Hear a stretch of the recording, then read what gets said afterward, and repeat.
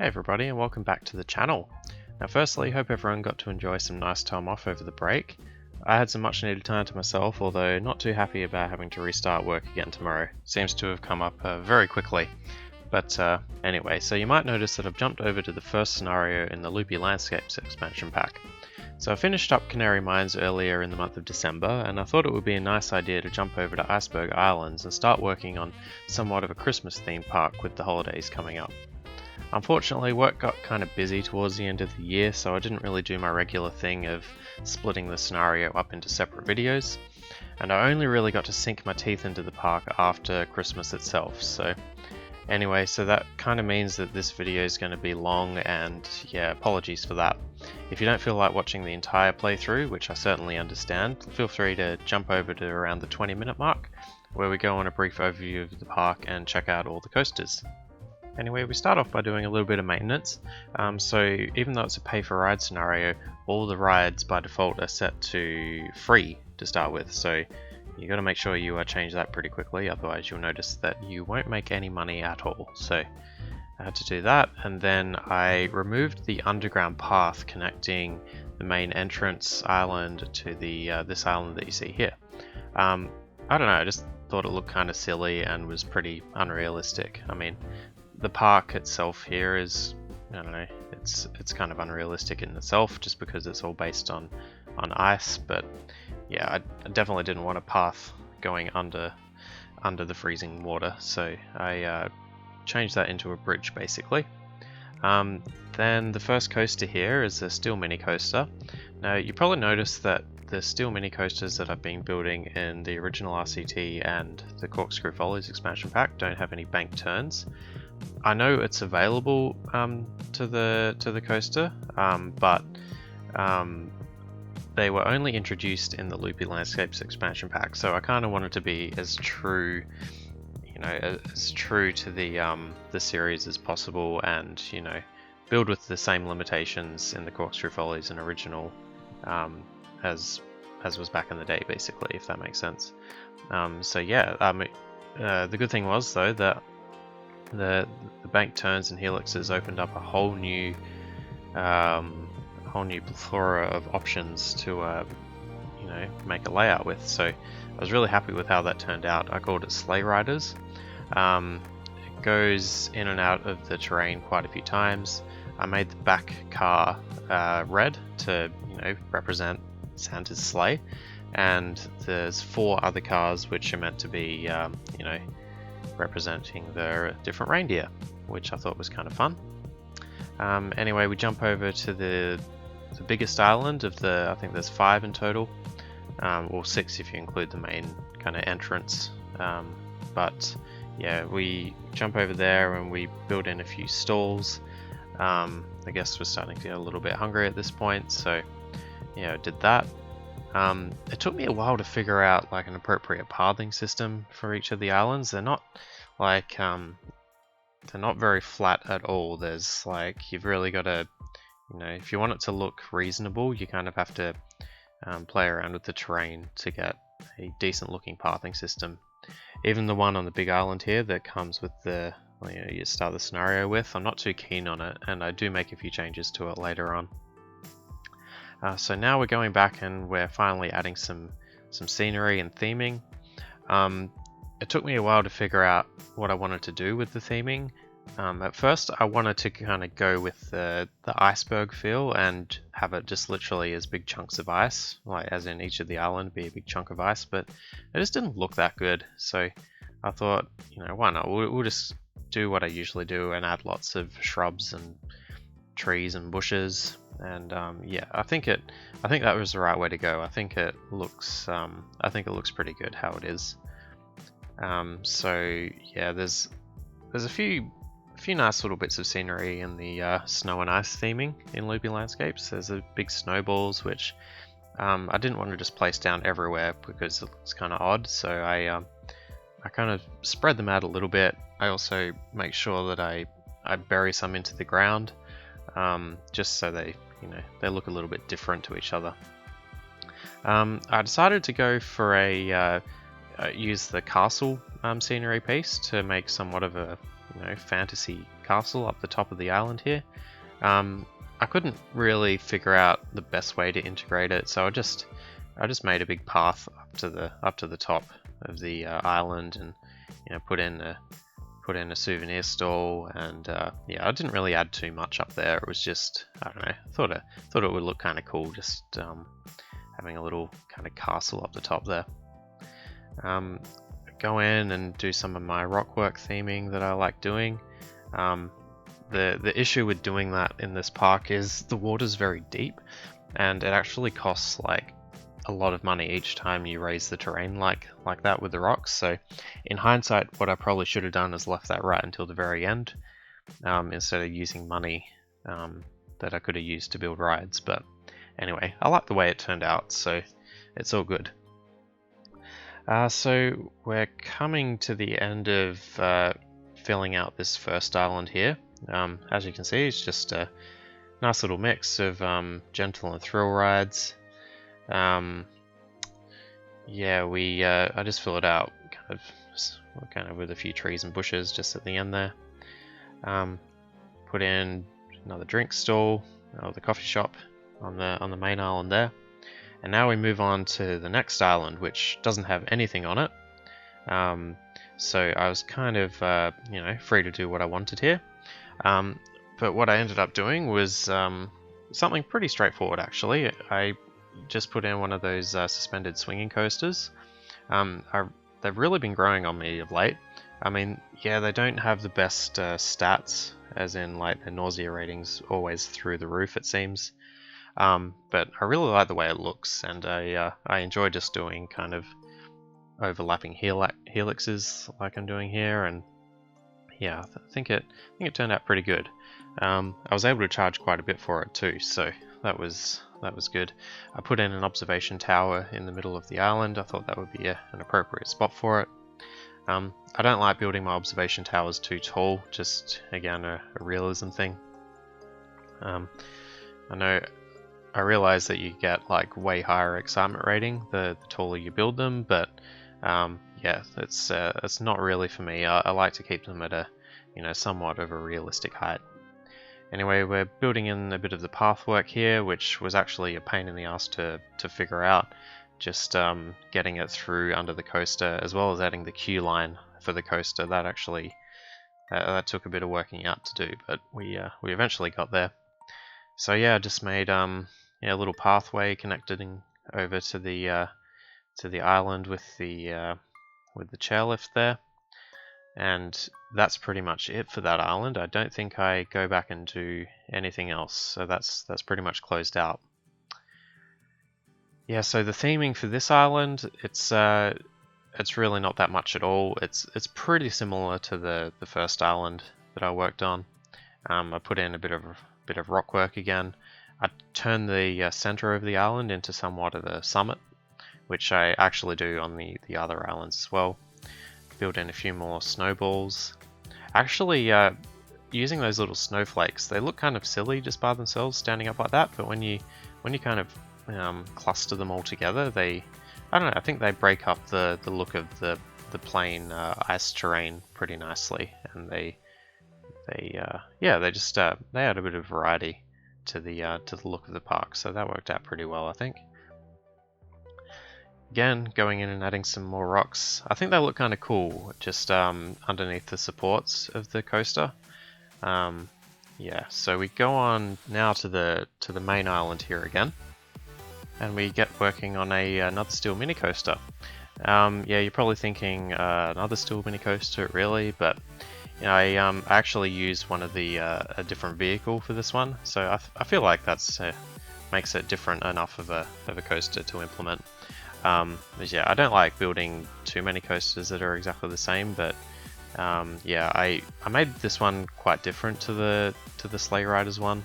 I make it more of a terrain hugging coaster, and make it go all the way up to the top of the mountain there, and then have it's got lots of like swooping turns and lots of tunnel sections again. But we end up using the spinning cars actually. Now my intention with this coaster was to I first wanted to make it a lot smaller than it actually turned out, but when I did that, I had a few practice runs, and I was just finding that it just wasn't really fitting that well into the terrain, and there was still kind of a lot of empty space on the island, which I didn't really see a good way to fill out. So I ended up just making a single coaster that kind of just took up the remaining space, and I think it did a really good job of doing that. I spent quite a bit of time doing, again, a bit of a rocky summit, and yeah, that was actually quite expensive, and yeah, I probably should have left that to the end, but you know, at the same time, it's kind of nice just filling out the area completely as you go, and then not having to go back and revisit. But yeah, I was really happy with this one actually. The color scheme, I never really settled on this one. Like I went with maroon, but wasn't really happy with it. I actually go back and change it later on. But the coaster itself, I think it's a 7.5 on the excitement, which I'm sure is helped out a lot by the number of tunnels. With the spinning cars, that bumps up the nausea rating quite a bit, but yeah, it's all good. I was still able to charge like $8 a ride pretty easily there. So now we're moving on to the middle island. Now, I was struggling a little bit with what to do here. I wanted to build, I hadn't had any coasters with an intensity rating of less than 6, so I really wanted to make sure I did that with this one. So I made a little, it's called a Vekoma family boomerang. It's based off a coaster called Boomerang actually at I think it's Fantasialand or something like that. Correct me if I'm wrong. Yeah, it pretty much mimics the exact same layout as that one. It's not something that I ever saw people do a whole lot of, which is use the reverse incline shuttle mode of the Steel Mini Coaster. I'm not sure if that's available with the Junior Coaster in RCT2. I'll have to check that, but yeah, it's a mode which I never really saw get made use of in the original RCT, but turned out pretty handy here. As like I think the coaster itself cost less than $1,000, and its throughput is really good. The intensity rating, I think it was about 2.8, which was actually perfect. I wanted something around the 4 mark, but you know, almost 3 is fine. I mean, most guests will ride that, so that worked out really nicely, and filled in that need to have a kind of a less intense coaster in the park. Now we finally move on with the last island to work on, which is right at the back of the park. It took me a while to figure out what I wanted to do with this one, but I ended up doing 2 launched looping coasters. So they're actually pretty expensive to make, so I could only do one at a time. So it's basically just a powered launch, it goes up and then a swooping turn into a loop, and then up again, and then it does a few kind of, you know, bank turns, and then just meanders its way back to the station. Nothing too exciting to finish with, but you know, I really liked the final look of it, and with the second one put in, yeah, I think it was a really nice way to finish off the park here. So yeah, just to start with, I just made it a single powered launched coaster, but here we implement some booster pieces, so we can actually make it a continuous circuit mode, and we can utilize 2 trains instead of just the one with the powered launch mode.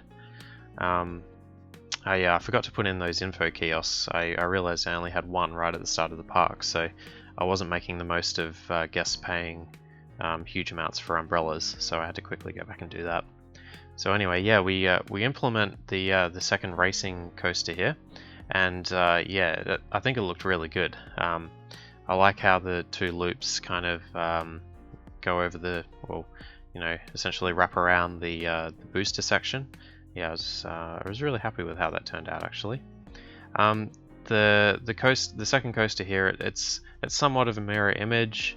It's a very similar layout, but just basically does the opposite of what the original one does.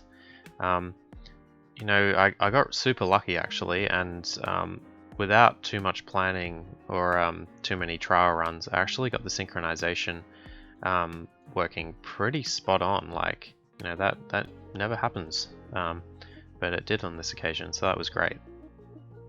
The color scheme again just went for a kind of blue / icy blue.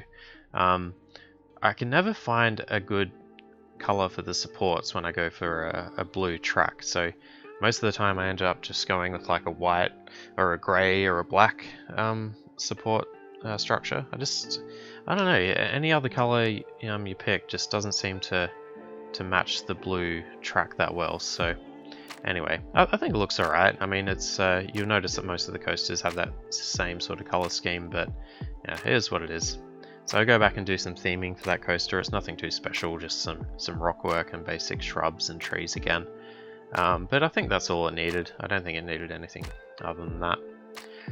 So now we're finally working on the middle island here. I say finally because what I wanted to do here was a little Christmas village. I wanted to build it a lot earlier than I did, but I figured it would be a better idea to get down all the rides and coasters, you know, right from the start, basically to, well, one, get as much money as possible, and also make sure that I achieve the guest count.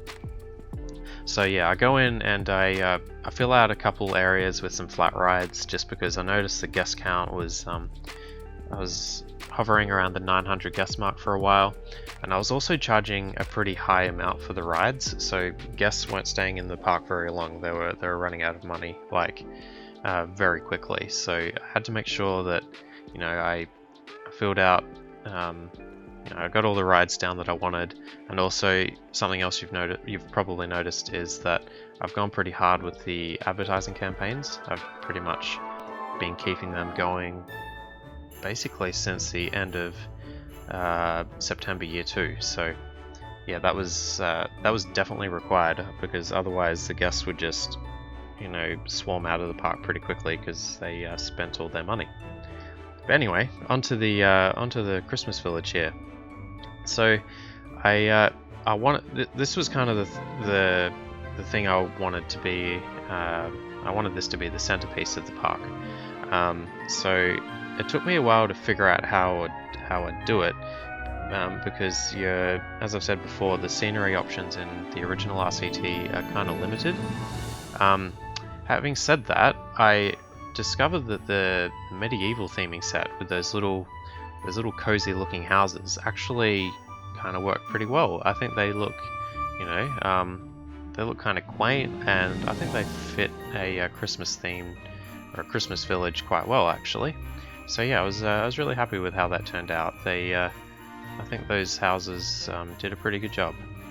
I didn't put in as many like souvenir stalls that I wanted. I kind of wanted to have a few more food and drink options available, but with the terrain being a bit tricky, I just thought, nah, we'll just completely fill it out with scenery, and you know, that's what I ended up doing.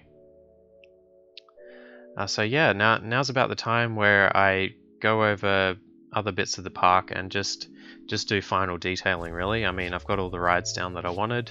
The guest count is at 1,300 now or so we've achieved that pretty well. So it's just going in and adding in some final touches, some final details. I spend a lot on the terrain mostly. That's definitely the highest cost in this part of the video. I make a little bit of an entrance to that final island, which I thought looked kind of cool. Oh yeah, actually there's one more thing that I do here. For some reason I just wasn't satisfied with the final section of the bobsled coaster.